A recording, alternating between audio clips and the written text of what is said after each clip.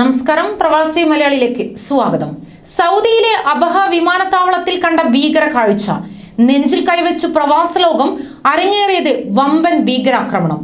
ഭീകരാക്രമണത്തിൽ യാത്രാ വിമാനത്തിന് തീപിടിച്ചു.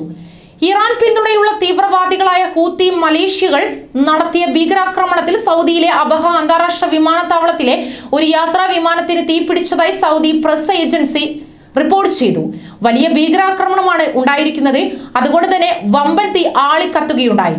എന്നാൽ ഇപ്പോൾ തീ നിയന്ത്രണ വിധേയമാണെന്ന് സഖ്യസേന വക്താവ് പറഞ്ഞു. വിമാനത്താവളത്തിലെ ആക്രമണത്തെ യുദ്ധക്കുറ്റം എന്നാണ് സഖ്യസേന വക്താവ് വിശേഷിപ്പിച്ചത്. മാത്രമല്ല, ഇത്തരം ആക്രമണങ്ങളെ ചെറുക്കുമെന്നും അദ്ദേഹം വ്യക്തമാക്കി. ഹൂത്തികളുടെ ഭീഷണികളിൽ നിന്ന് സാധാരണക്കാരെ സംരക്ഷിക്കാൻ ആവശ്യമായ എല്ലാ നടപടികളും സ്വീകരിക്കും എന്നും പ്രസ്താവനയിൽ അദ്ദേഹം വ്യക്തമാക്കി. സൗദി അറേബ്യയെ ലക്ഷ്യമിട്ട് ഇറാൻ പിന്തുണയുള്ള ഹൂത്തികൾ വിക്ഷേപിച്ച 2 സായുധ ഡ്രോണുകൾ സഖ്യസേന കഴിഞ്ഞ ദിവസം തടഞ്ഞ് നശിപ്പിച്ചതായി സഖ്യസേനയുടെ പ്രസ്താവന ഉദ്ധരിച്ച് സൗദി പ്രസ് ഏജൻസി റിപ്പോർട്ട് ചെയ്തു. സൗദി അറേബ്യക്കെതിരെ ഹൂത്തി മലേഷ്യകൾ അടുത്തിടെ ആക്രമണം ശക്തമാക്കിയിരുന്നു. സൗദിക്ക് നേരെ ഹൂത്തികൾ വിക്ഷേപിച്ച സ്ഫോടക വസ്തുക്കൾ നിറച്ച 4 ഡ്രോണുകൾ സഖ്യസേന ഞായറാഴ്ച തടഞ്ഞിരുന്നു. ശനിയാഴ്ചയും ഒരു ഡ്രോൺ തടയുകയും തകർക്കുകയും ചെയ്തിരുന്നു. സൗദി അബാദ് വിമാനത്താവളത്തിലാണ് ഭീകരാക്രമണം ഉണ്ടായത് എന്നാണ് വേറെ ഞെട്ടിപ്പിക്കുന്ന കാര്യം. കഴിഞ്ഞ ദിവസമായിരുന്നു സൗദിക്ക് നേരെ തൊടുത്തുവിട്ട ഡ്രോൺ തകർത്തതായി അറബ് സഖ്യസേന അറിയിച്ചത്.